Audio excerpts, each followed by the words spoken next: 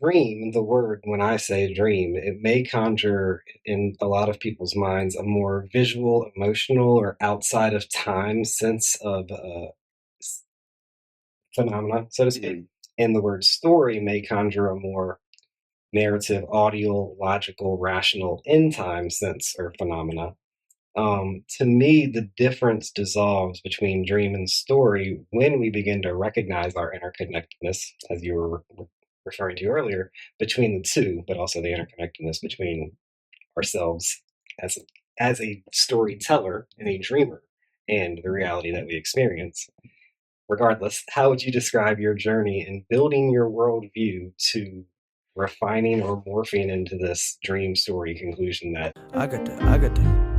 Yeah, heard them call me conscious. I ain't think about it honestly. My thoughts too deep to process, so I do this all unconsciously. Finally feeling God bless. Got 'em woke up dropping prophecy. Don't take it out of context. Just before, I swear they always sleep. Now they catch the message, yeah. Bet that every song is deep. It's levels in each concept. But I conjure's never mono theme. I'm trying to lead this flock for the cause, not the following. People upon a partner, and I wonder why they drawn to me. Once upon a time, I thought to follow up a dream draw. Life about these lines, nothing. Twice about these schemes, and like thrice about these insights. What I write is like a blueprint for you to comprehend life. That's light. I reckon make you shine. Never dim it down, even if you live surrounded where everybody vision clouded. Remember staying down ain't quite as good as getting out. It said remember staying down ain't quite as, ay. If you believe, yeah. Many doubted it was hard for them to think somehow I'm finally getting out of that's it. Usually, yeah, they vision clouded, but as you can see by now, we finally getting out there writing truth, spreading love. Tell me how you feel about it. Got this music from above, this how I know I'm getting out there writing truth, spreading love. Tell me how you feel about it. Got this music from above, this how I. Episode 79. I'm here with the superhero himself, Dr. Luke Johnson. Every superhero has a origin story, so let's just start there. What's your background in terms of personal, educational, professional, and then how you came to be a professional skeptic, so to speak? Well, I don't know if I would call myself a professional skeptic, because I do believe there are certain things that I do adhere to. So I'm not a radical sort of skeptic. I'm not exactly sure how. I struggle with the labels because, like many individuals who are on this path, there isn't like a clear and defined home for us. I suppose that, if anything, I'm interested in a worldview that might be described as Gnostic or mystical, but at the same time, we're in a church right now recording this. Right, yeah. I still very irony. Yeah. Well, I don't even know if it's ironic. It's fitting, I would say. I would agree. I would say it's fitting because I'm a lot of my truth quest is the result of the spiritual connection that I've had with God since I was a little boy. We're actually in the church that I grew up attending. I don't really go that often, but today we find ourselves here in order to find a suitable studio for us to produce this today. But as far as all the things that you would find on a curriculum vitae, starting at 18 years old, I went to the University of Richmond. I went there with the intention of studying science, biology, perhaps to get into medicine of some variety, whether it's being a psychiatrist or a veterinarian or some other type of medical doctor. In that process, I got exposed to philosophy. The first philosopher that really resonated with me and sort of turned my world inside out and set me on that path was Friedrich Nietzsche. Okay. And that would forever alter the course of my life. From undergraduate, I double majored in biology and philosophy, and not really knowing what I wanted to do after college. Maybe I should have said Superman instead of superhero. Exactly. It tees up well, doesn't it? I never really had the intention of being an ubermensch, but I don't think anybody who becomes one does. There's probably some truth to that, right? Because if you intend to it, it's somebody else's ideal you're conforming yourself to. And then for my master's work, I went to NYU and I did an integrative master's in philosophy, theology, and neuroscience, kind of to just be like, okay, which path do we want to go? Okay. And I think in that process, I decided that I wanted to do philosophy, that was the true calling. And so eventually I found myself in a PhD program at the University of Georgia, where I also taught intro to ethics, intro to philosophy, some independent studies.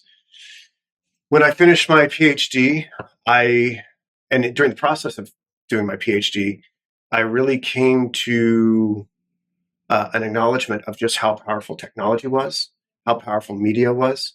And so from about 2015 to 2022, I really swung for the fences and tried to build an educational startup, which was an integration of audiobooks and social media. And my reasoning is that outside of the educational environment, it's very difficult to find individuals like yourself or anyone else who'd be listening to this who are interested in the realm of ideas and books. And so that's what I did, is that I built that startup. And the idea was to form cohesive social relationships over the great works. But in that process, came to have an awakening. Yeah, and it was a very eye-opening experience in terms of how venture capital works, how Silicon Valley works, and really how the modern American mind works, especially into continuing education. Unfortunately, the answers to those questions or those inquiries all proved to be quite negative.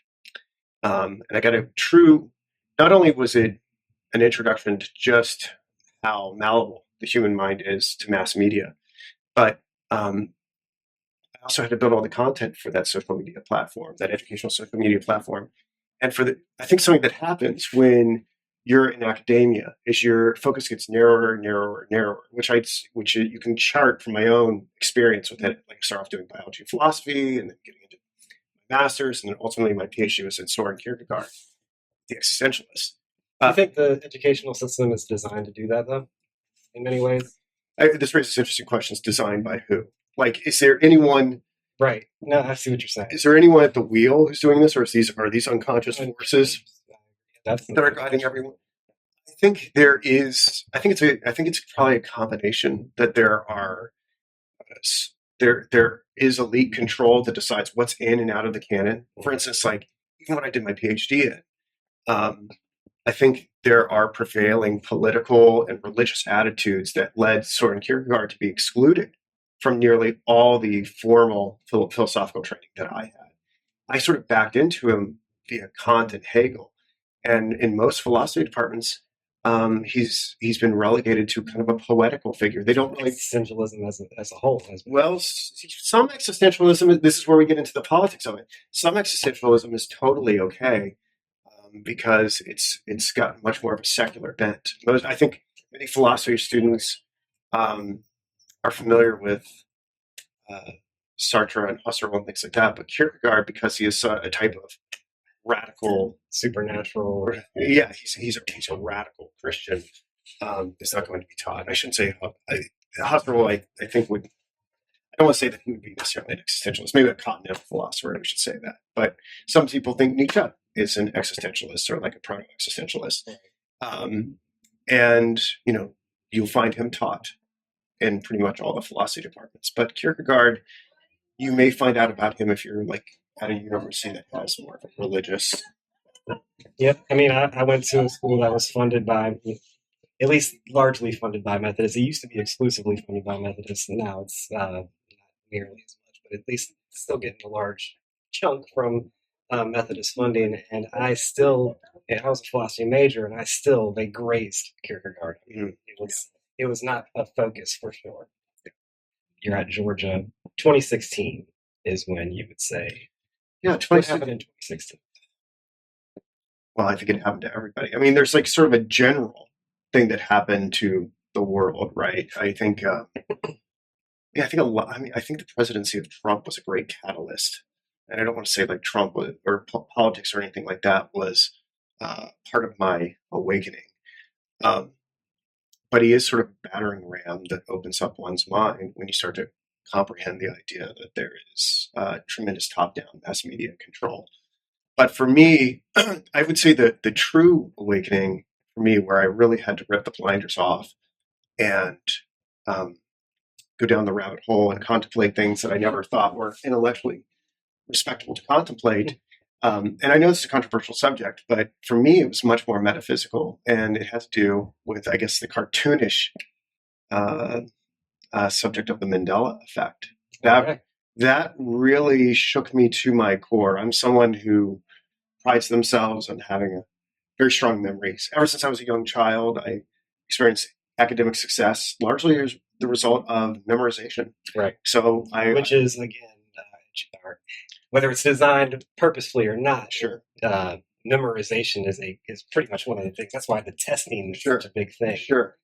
So, like, I would do quite well in like spelling bees and standardized tests and SATs and things of that nature. Mm-hmm. Largely my ability to remember. Right. So, and there were some ones that were particularly interesting to me as a result of all the academic work that I had done. Certain pieces of, a lot of people think it's like movie lines or like pop culture references and things like that. And it is pop culture references, but the ones that really animated me deeply were like works of art. Rodin's The Thinker, which is one that I would, if I had to prove this before the Supreme Court, I would do it. Grant Wood's American Gothic painting. So what are the differences between how you remember it now? It's now being so we'll take Rodin's The Thinker first. For me, Rodin's The Thinker always had a clenched fist against his jaw. Mm-hmm. And if you consult the current reality, so far as I'm concerned, last time I checked, Rodin's The Thinker has an open hand. Mm-hmm. Now, most of the debate about Rodin's The Thinker and how it may have changed on the timeline has to do with the placement of the fist. So you have people say, oh, the fist was on the forehead, the fist was on the chin, but people don't even realize that the fist isn't there anymore. And what's so interesting about this is that if you go back in time, people have been misrepresenting on this timeline Rodin's The Thinker since it really was unveiled, right? And Rodin was close friends with George Bernard Shaw. George Bernard Shaw, the playwright and socialist, was actually in attendance the night that The Thinker was debuted. And interestingly enough, Shaw stripped himself naked after seeing it, had himself photographed. And the first time, the night of seeing it, and had it with a clenched fist against his jaw. And he then later in life had it done again, and he had a clenched fist against his forehead. So George Bernard Shaw not only gets the fist wrong, but its placement, which is very strange. And you go back in time, it's always been represented in parodies and imitations and things like that with a clenched fist. And Rodin himself, who built his whole career around studying hands, wrote in his journals, what makes my thinker think is his clenched back, arm, and fist against his teeth. Mm-hmm. So even the creator of Rodin's The Thinker no longer matches his art product with the timeline that we're on. So I think that's a pretty open and shut case. Grant Wood's American Gothic. This is the farmer and his wife. Right. How do you remember them? If I one has a pitchfork and one has, I guess, like a rose, maybe a rose on, or some sort of flower on the shirt or hat, maybe something like that. I mean, I guess I'm more interested in the position of the figures. As far as which, like male, I think the male on the left. And where are they looking? Right at the. Not on this not on this time. So you have a memory of something that never existed on this timeline. On this timeline, the husband is looking straight ahead, but the wife is actually at an angle and looking over his shoulder that way. And if you see the representation of it's whether it's repeated in Green Acres or cartoons or things like that, both of them are looking head on.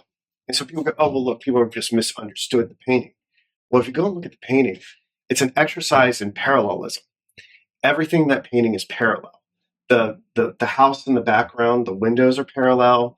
The tines on the farmer's pitchfork are parallel. Okay. The stripes on his clothes, the shadows that the tines are casting upon his clothes, all of it is parallel. So it's supposed to be, that's the theme of it. But now the wife is askew. And if you even go back to look at when this was put and debuted to the public, the original actors stand in front of the artwork parallel and look straight at a photographer's camera, while the painting behind them has the wife skewed. They were recreating it, but they standing in front of it, pose for it, forever have this moment ingrained in their minds. Everyone there, including the actors, remember them being parallel. But that's not what the reality shows us anymore. So clearly, I don't know how much more obvious it can be. Like, clearly the reality has changed. So this upends all understands of cause and effect. The mutability of law is clearly in play here, and really introduces concepts such as simulation theory that we have to deal with. Now, what the nature of that simulation theory is, I think is up for debate. Is it do we live in some sort of dream reality? Is it a computer program? Is it both? Is it an actor-based reality, a la The Good Place or Truman Show? I think it's probably some synthesis of them all. So that's what really drove me down the rabbit hole. And I had to get into an examination of quantum physics to see if atom smashers such as CERN could be doing this or not. And ultimately, this ended up forcing me to look at all the things you're not supposed to look at and question the cosmology I was taught as a little baby. Right. And the cosmological question is huge. And it's one I really staked my entire reputation on. Not that I publish it or anything like that. There's so much work being done in it, I don't feel like I have to. Right. But, this is the hill that I'm willing to die for and die on. And, I cannot possibly be part of the educational system if this is true. If these images of the world are all wrong, how can I, as an educator, be a participant? It would make me You're perpetuating. Yeah, I'd be a propagandist. Right. If I'm not allowed to consider alternative models. Which so this leads right into Stanley Kubrick, Carl Jung, archetypes in general. Mm-hmm. First, because my audience isn't all super intellectual. What is an archetype? Jeez. That is something I cannot exhaustively answer right now. So I'm in its simplest. Let me. I want to preface this that I am teaching myself Carl Jung. I am teaching myself Stanley Kubrick, and a lot of the things that I'm learning about Stanley Kubrick, these are my own theories that I'm developing. And as far as Carl Jung, I have not read his entire corpus, which may take me like 5 years to do. It's massive. I think the idea is that, given the map of the psyche, we want to talk about maps and things like that a massive part of the psyche is the collective unconscious, and there are these thought forms known as archetypes that I guess are like Platonic forms in a way, match with our reality. I think it's an interesting question what the collective unconscious is. I think this requires a reinterpretation of God's relationship with the world. Mm-hmm. It may be the case that the collective unconscious is something that actually is part of nature, and that we see these archetypal figures pop up in our reality because maybe nature itself, whatever we want to define nature to be, is the collective unconscious of God. I'm not fully attached to this idea, but I'm sort of leaning towards something known as panentheism, where God is both apart from reality, but interpenetrates it and acts in it. Now, does God have an unconscious where these archetypes manifest themselves through into the reality in sort of like a dream-like logic? That's what seems to kind of be the case, but I don't fully understand all the mechanisms and the logic yet. So that's kind of what I would say archetypes are. And the number of the archetypes, I think Carl Jung leaves it open how many there are. Typically, as far as they're applied to the human person, there's some sort of consensus that there's like 12, like the magician and the child and the sage, things of this nature. The trickster. But they also can take on form in animals. Like, for instance, squirrels are like animal spirits that are the trickster archetype. Monkeys are trickster archetypes. That's why I think Kubrick used the monkeys to touch the monolith, because they represent this mercurial trickster figure that sets in motion the Gnostic myth of humanity transcending and overcoming material reality, perhaps escaping the matrix. So that's one example of what an archetype is, that how it may manifest in nature, manifests in film, specifically the works of Stanley Kubrick, to set in motion a Gnostic myth. So do you think that the purpose of their work was to bring this sort of worldview as far as a collective unconscious having a relationship with God and presenting itself through our experience of nature, how would you present to a layman why it is important for them to learn about this stuff? Geez, I don't know if I have a question. I don't know if I have an answer to that question. I mean, all I can really say is that it makes it, I don't. This isn't a question about what makes life worth living. I've come to the conclusion that the reality itself is false, right? Like, where do you take any sort of meaning from? And I see them as sort of being communications between myself and God. That might sound like incredibly schizophrenic. I probably shouldn't say that on camera, but for me, it's it's sort of a spiritual practice. So I guess I would turn it around and say, like, does the layman need to have some sort of spiritual practice? And does every layman need to have the same form of spiritual practice? Like I said, we're in a church right now. It's the program that is run there. As far as like the different songs that are sung, the prayers that are gone through, does every individual need to have the same sort of spiritual practice to be fully human? And I'm not sure that they do. I'm not sure everyone needs to have this sort of mystical interaction with reality and the collective unconscious or whatever in order to have a meaningful life. But I don't think it's clearly not going to make you money. And it's clearly not going to make you friends. And it's clearly not going to help you get ahead in your social status. Yeah, I mean, these are all things, but I also think it's revealed to you when you've humbled yourself and given up on those things. Like, for instance, like, because I prioritize truth, I believe these things were shown to me. But in my opinion, I think your experience and my experience would be, maybe you're right. Maybe not everybody needs to go through that process of self-exploration and reflection and skepticism. Doubting your beliefs, at least, not necessarily yourself, not your true self. But I think doubting your beliefs is important because truth survives doubt. Sure, of course. And if you're truly taking the scalpel of doubt, so to speak, to every belief that you have, the lies will get removed. Right. Sure. And to me, and maybe I'm wrong, maybe I'm wrong, but I think you would at least feel me on this, that the fulfillment in my life experience would not be there without taking that dive into question, what I believe, the nature of reality, and the mystery of consciousness. Because consciousness doesn't have a role in this, but it's still, amazingly to me, the mainstream physics of scientific materialism. I mean, it's already been proven wrong, but on a collective scale, when we talk about the collective unconscious, it seems like that is still the default mode that most people, whether they're aware of it or not, are living in, so to speak.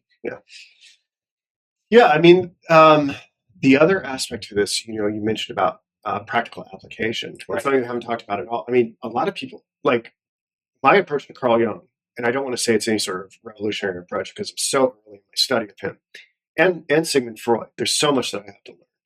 But most people who are interested in those two figures are interested in solving mental illness, right? And that's how these, especially Carl Jung, that's how these are medical doctors who are very interested in integrating people back into society. So when people have like real psychological issues, whether they have bipolar depression, schizophrenia, or obsessive compulsive disorder, manic depression, whatever these issues are, there was a very applied end to all of these practices. So if you're the layman who might be struggling with mental illness, which so many people are, might be benefited from not necessarily reading the works of Carl Jung, because I don't know if that transforms your mind in such a way as to provide healing, but seeing an analyst.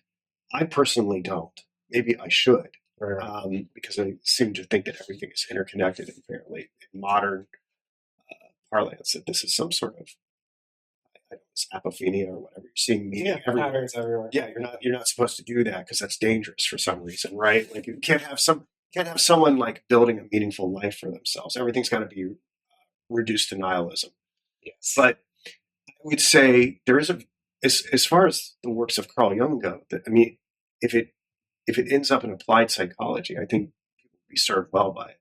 But if they want to have like a mystical experience to enrich the meaning of their life, I would say then come along on the ride with me to figure out these matters. No, that's a good answer. I think I actually agree that therapy as it is currently, and I don't want to say this about all therapists because I'm sure some of them take these methods and apply them to their practice.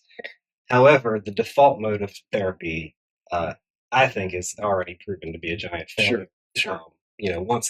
Once therapy kind of became a thing in popular culture, mental illness right at that moment starts to nosedive. So I do think it's important for people to be real with themselves, that kind of can have the tools to which they can conduct therapy of themselves. Yeah, I mean, which I think Carl Jung. Well, yeah, Carl Jung. I think it's a question about, was Carl Jung in a unique position where he could actually heal himself in his own psychosis, his encounter with Philemon and the sand paintings, the mandalas that he used in order to work through a difficult period in his life. Is that a rare exception, or is that something that we each could do?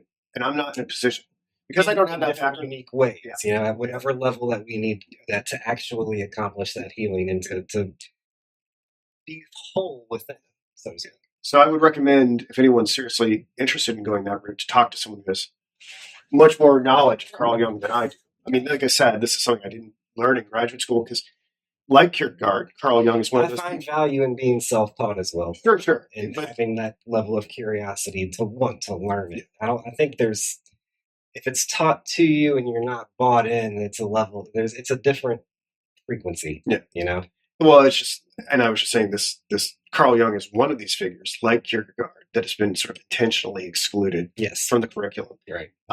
Largely because he gets into the occult, right? And that is, again, like so problematic from where the modern academy is. We don't want to bring into concepts like synchronicity and meaningful coincidences. We don't want to bring into conversation these archetypal forms or what archons are, right? Any of this thing.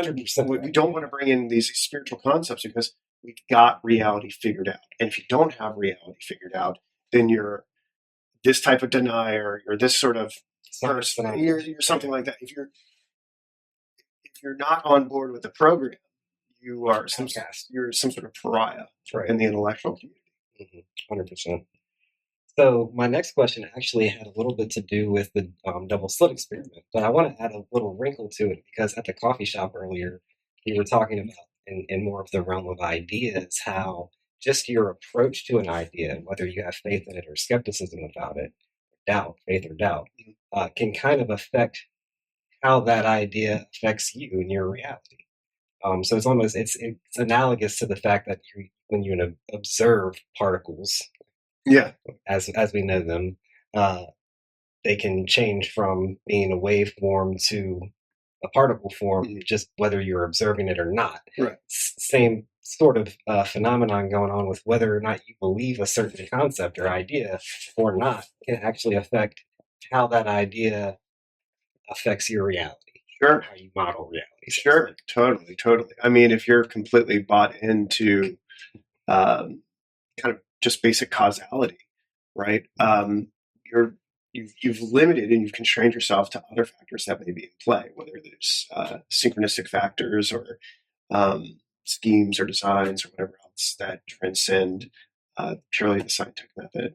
Right. Yeah, I think a magical worldview, so to speak, is excluded from the hard cause and effect. Obviously, there are people that kind of dip their toes in both and say, well, there is a certain causal reality, but there's a supernatural force that can manipulate or, basically the divine hand going into this cause and effect reality to tweak some cause and maybe lead us on a different path, so to speak. What's so intriguing is when I experienced the Mandela Effect and really did a lot of due diligence researching quantum mechanics and studying whatever they were doing at CERN. Not that I think that CERN is responsible for this, but I had to figure out why the reality was dynamic. the more you get into the study of quantum mechanics, the more that spirituality gets introduced into it. Like these subatomic particles start getting spiritual names. I forget what they're called, but they'll give them names like ghosts, electrons, or they'll even call them demons occasionally. So you get into this like weird sort of medieval conversation. You think you're having a science conversation about subatomic particles, and it almost starts to sound like the philosophical and theological debates that were going on like medieval times about how many like angels would dance on the head of a pin, like, and you have people like Thomas Aquinas and other individuals taking this very seriously, and it feels a lot like that, that, and so it's like spirituality always finds its way back in, even if you are the steely-eyed scientist that thinks like there's no God and evolution. I think consciousness is really the I don't know what the term is, but it's just it's the elephant in the room, I guess, so to speak. Sure. Like once if you can't, it's literally impossible to deny your own consciousness. It's like you're alive. Sure. That's proof that there's consciousness. Now, where does that fit into the scientific materialist model? Sure. They don't do it. They still haven't. But yet, it's still the model that seems to dominate consensus reality as we know it. It's true. It's a trope. Yeah, for sure. Let me see what I've got next here. Oh, so I heard you define synchronicities as an attempt to describe the ineffable. Could you elaborate more? Which, I mean, obviously is paradoxical for me to ask you to explain something that you're inherently saying is ineffable. Well, no, I mean, I think we can make some headway to it. I think there's going to be something mystical to it that's going to elude our grasp. And I think I've already said something about it earlier. What the average person would describe as coincidence, Carl Jung would talk about as being a meaningful type of coincidence. That's the basic understanding. And this really ties into what I was just talking about with the quantum phenomenon in the realm of idea, right? Because you can either doubt or have faith in what you just described, and that will affect the dynamic of your experience with reality. Right. I think if you start to believe in synchronicities, they start presenting themselves to you much more often. But I think the materialist would say, look, you're deluding yourself. You're looking, it's confirmation bias of some sort. But I mean, I think it's undeniable. I've had so many uncanny synchronicities that at a certain point it becomes statistically impossible and you just have to give into it. Eventually I was bowled over and won over to the idea. And that it really sort of coincided with my awakening. It started showing itself more and more. I think the idea here is that there is this synchronistic factor that is, in addition to cause and effect, that is responsible for orchestrating the reality. And from what I understand what Carl Jung is saying is that God from outside of time, perhaps working through time, is arranging a parallel line of events to match up, to give the appearance of causality or whatever. So like there might be this two-tier form of causality that from eternity is lined up in such a way for us to notice the harmony between the two timelines. That's interesting. Yeah, it is. That's interesting. It is. Okay. I'm glad I asked that question. Yeah, but it's not that one is causing the other. Yeah, it's the mystery of consciousness coming back as a factor. Yeah, he calls it a-causal.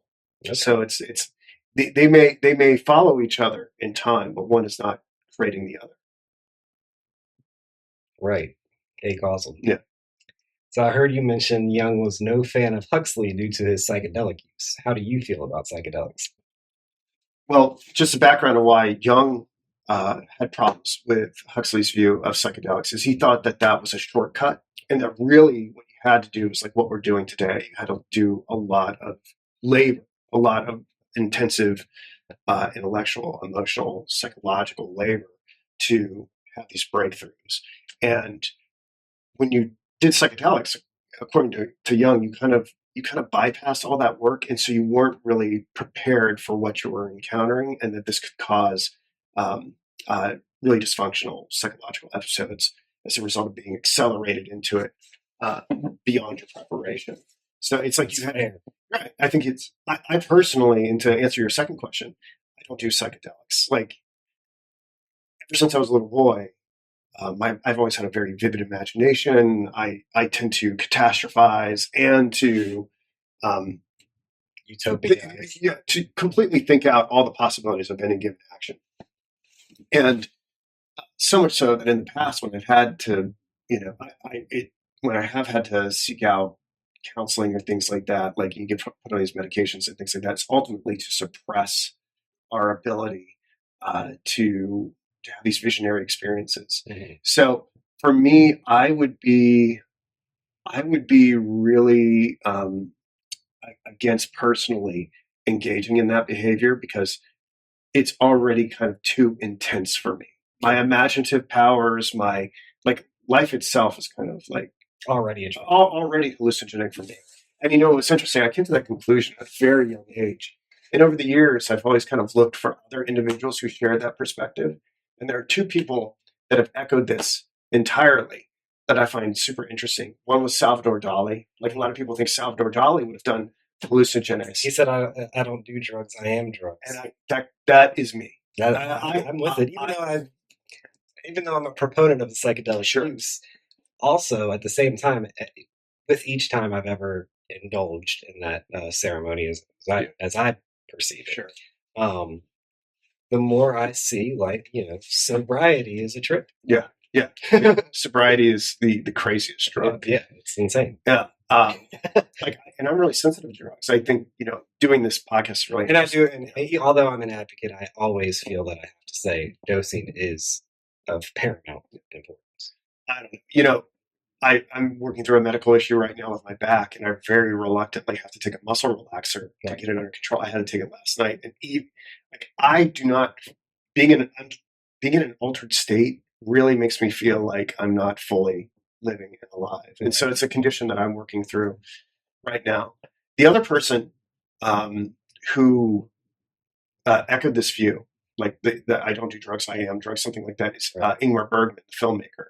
Okay. He was completely sober as well, and he was like, he was like, my waking life is already too vivid. I don't want any more. And I felt that way probably since I was in college, if not earlier. It's always been that way for me. Got it. Let's see. Okay, so we do spend the Real Eyes radio community spends a lot of time calling out the fake in media and culture, and the way I word this often is just anything through the screen, through the television, through the computer. What is real? What is real?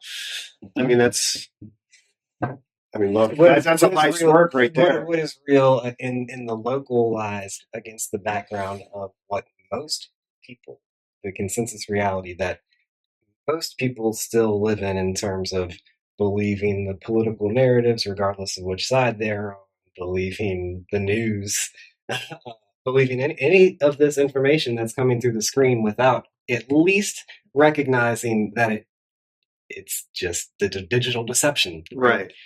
I don't know. I can't hold court here and say like all these different things, because everything's on a spectrum, right? Yeah. As far as like what I can empirically verify. The only things I can really empirically verify are the things that are immediately presented to me, myself and experience. That's why I enjoy the cosmological question, because that is immediately verifiable with whatever scientific instruments or whatever we have at our disposal. We don't have to offload our consciousness of where we live to things that we can't verify, satellites and things of this nature. But also, I mean, really, the only thing that I know for certain that is here is like what's immediately in my conscious perspective. It could be totally possible, and I don't mean this in an insulting way, that I've subscribed to some form of simulation theory. I think it's probably nested simulations. Kind of, I don't know if you've seen the show The Good Place. I kind of like this idea that there's like a finite set of humans that are in some sort of actor-based reality, which then maybe within something digital or dreamlike. So kind of a combination of The Matrix and Truman Show. Really, the conception kind of comes into sure. Like, so they're really with the layeredness. Exactly. So really, the only question for me is how many real souls are there here? Is it? And this sounds incredibly narcissistic. Is all of this like? Am I in some sort of vanilla sky, suspended animation, cryogenic sleep? And you're I think anybody who's deeply taking these questions on has experienced what you're describing. Right. So I understand why you would say I don't want to sound narcissistic, because I'm sensitive to that as well. I don't want to sound narcissistic. I don't want. if we're going to seriously take on the quest for truth, it's been, as you said, in popular culture through Truman Show, et cetera, et cetera, et cetera. This idea that am I the only thing that exists and everything else is a projection of my mind or whatever. I think there are some real souls here. I guess the question is, what sort of test would you apply in order to determine whether or not someone was a real soul? You seem like you have the fire of truth in your eyes. And that, is this something I can mechanically apply to you? I don't know if I could, but I can see it in your eyes. So I think, I'd be tempted to say that maybe like less than 5% of the population, maybe. And not that this is have you ever heard of the 5%ers? No, does this connect with what we're talking about? They're a faction of the Nation of Islam. So I don't know anything about relatively radical beliefs, but they kind of fall in line with that idea of only about 5. That's why they're called the 5%ers. Is about 5% of people are in the sense of this is complete speculation. I don't really know, and this is not. You see, the dangerous thing that happens here when you start talking about this, like who's real and who's not real, is that this is like it invigorates the whole idea about there are persons and non-persons, because there are non-persons, we can ethically treat them different, and this is how ethics, right? So, and I don't want to get into this issues around the bio technology sphere of merging with technology and sort of doing or whatever. Right. So whoever gets in a position of power who could define person from non-person could then use this to justify violence on non-persons, and I completely am against all of that.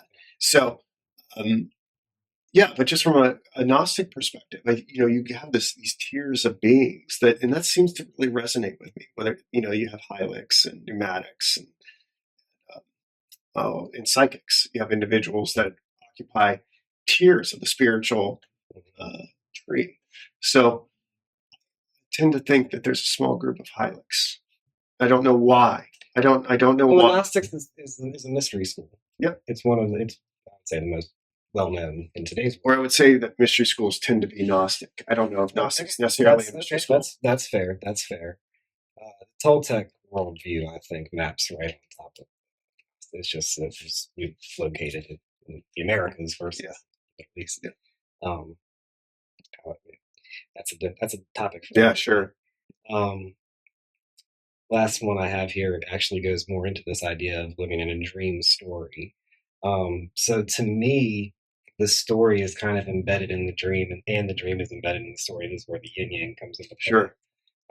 The stories that we tell themselves manifest in some way, shape, or form. The stories we tell about each other may or may not manifest, depending on whether or not that individual takes it personally. Like my grandma can say something about me. If I take it personally, then now that kind of does become me. If I don't take it personally, then I still retain that power to create my own story. Mm-hmm. Sure. In that niche. We tend to fulfill the prophecies that are given to us via family relations. That can happen. For sure. It's hard to break those expectations or judgments. So, dream, the word, when I say dream, it may conjure in a lot of people's minds a more visual, emotional, or outside of time sense of phenomena, so to speak. And the word story may conjure a more narrative, audio, logical, rational, in-time sense or phenomena. To me, the difference dissolves between dream and story when we begin to recognize our interconnectedness, as you were referring to earlier, between the two, but also the interconnectedness between ourselves as a storyteller and a dreamer and the reality that we experience. Regardless, how would you describe your journey in building your worldview to refining or morphing into this dream story conclusion that you're currently designing? Well, I have a lot of work to do. I think you've done a lot more heavy lifting trying to separate what a story is from a dream. I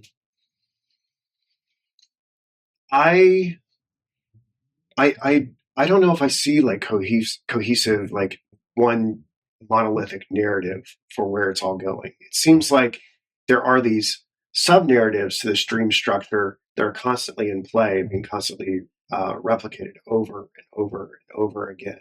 And I guess I'd be tempted to call them archetypal. whether they're like a narrative structure. There's like a narrative structure that seems to always rear its head. Some of these big stories that we see tend to be continuously acting out some story that seems to be embedded in the human psyche, and that maybe fairy tales and odysseys and things of this nature are just part of the human brain. Like it's there.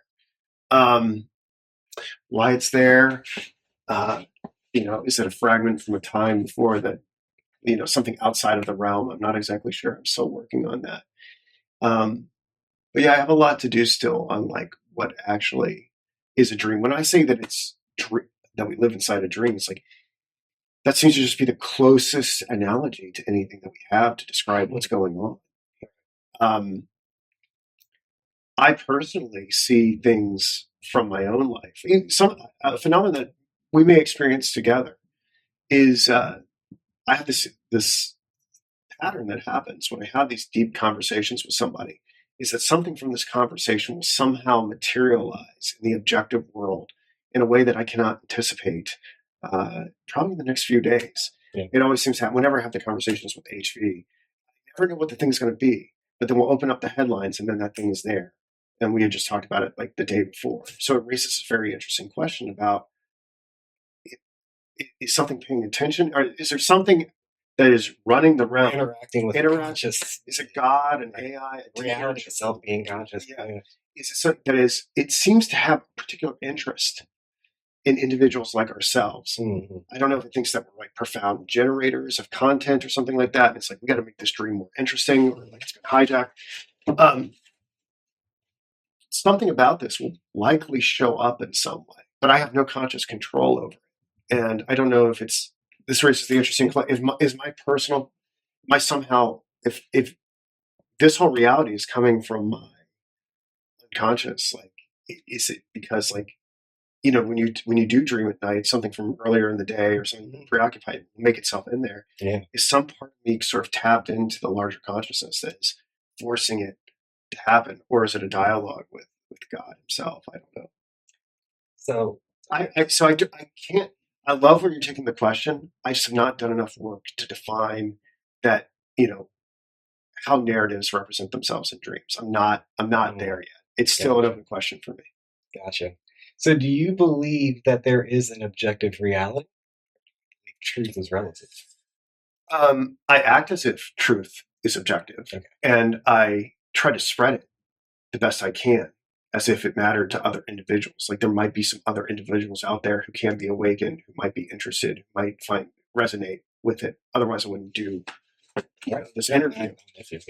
Like the whole point is to try to help other people who may be on this journey. So there'll be people outside of myself, and there'll be ideas outside of myself that are therefore objective. But then again, we could be in the vanilla sky scenario. Mm-hmm. Yeah. I think there is an objective reality. I don't think people would behave the way even if they claim that they think that reality is subjective. Yeah. Their behaviors reveal that there is an objective truth that we're after. So regardless of your stated beliefs, I believe your behavior reveals your true belief. And I would say interacting with people like yourself reinforces the idea that there is an objective reality. Yeah. But if I was looking across here and I saw one whose eyes were glazing over and like they couldn't follow and like they weren't prioritizing truth, I'm the only one here. But clearly there are a couple. There is a small group. Right. No doubt. And that brings joy and fulfillment, and it feels like there's it kind of, my purpose isn't being wasted when I have these. No, definitely not. So yeah.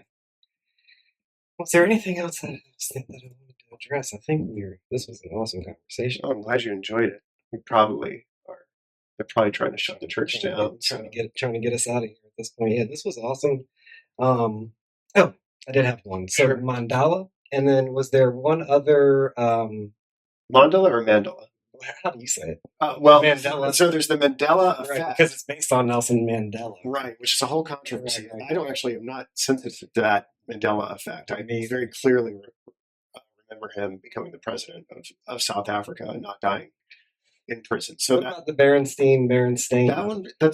That one really shakes me to the core. What's the one that gets me the most? And the reason why that one is so problematic is that it's very difficult to find the residue. If you were to survey anyone, they'll tell you it's Berenstain, not Berenstain. And so, and when you show them that, it totally causes a crisis if you show it to them. Yeah. But you can't find the evidence for it being the way that we all remember. So it's a very difficult one. A lot of these Mandela effects admit a proof of an alternate timeline. That one does not. And there's probably a reason for that. I also think that there are the cornucopia and Fruit of the Loom. Those are the two. That's one big one for you. Yeah, I mean, I haven't revisited the Mandela effect in a while. But is that the only significant worldview disagreement, respectfully, that you have with HE? Oh, we have others. Yeah. But I mean, I don't want to speak for her, but I mean, I think it's pretty clear that I've come around to her perspective. Like, she's much more invested in the idea of viewing all humans as being types of machines. Mm-hmm. I think, having done a lot of deep research on Westworld, I'm sympathetic to that perspective, whereas I was not before. It really expanded my mind about what a machine could be. Yeah. And what artificial intelligence is. We have different views on vaccines. Yeah, that's the big one. We definitely have very different views on the Mandela effect. But that's okay. To me, respect goes so far. And I don't think, and you mentioned freedom of speech being one of the reasons why you participate in academia.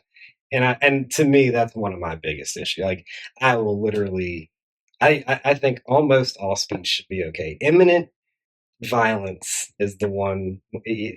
To me, freedom of speech, it kind of helps prevent violence from occurring, because people are able to speak as horribly as they want about something. Get it out of your system. They can be as incorrect as they need to be, and that's fine. I would rather violent, speech than actual violence, and I think having freedom of speech helps to deter violence.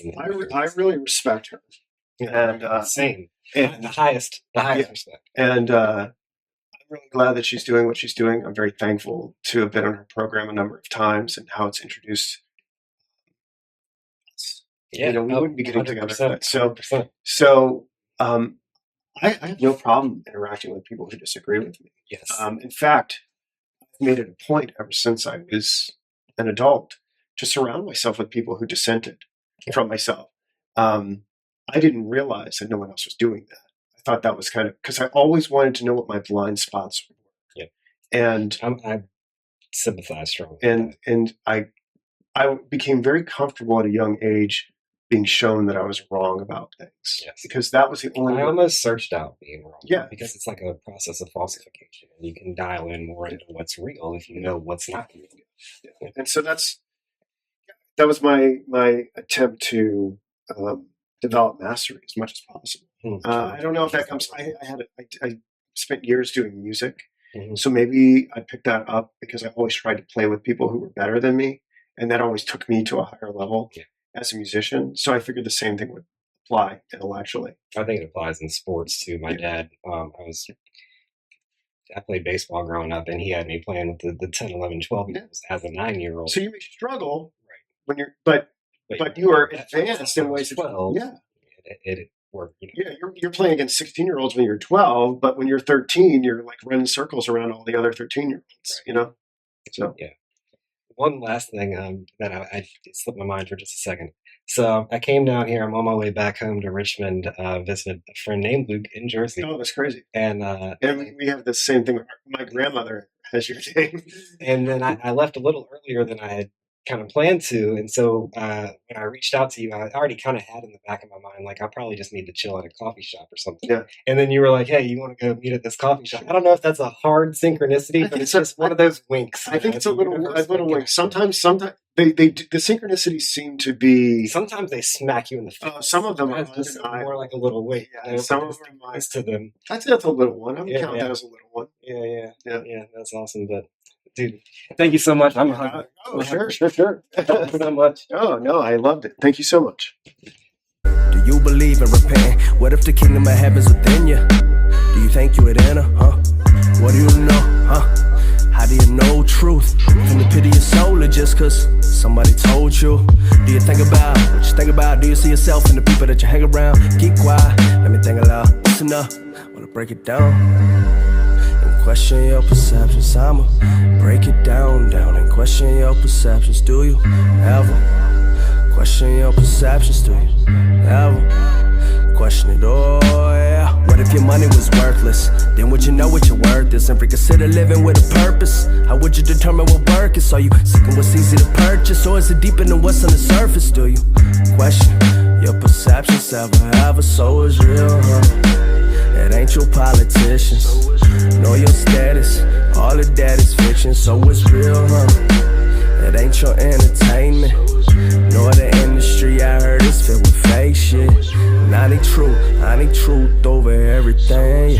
I need truth above all else. Just I need truth over everything. Yeah, give me the truth, give me the truth, give me the truth, yeah.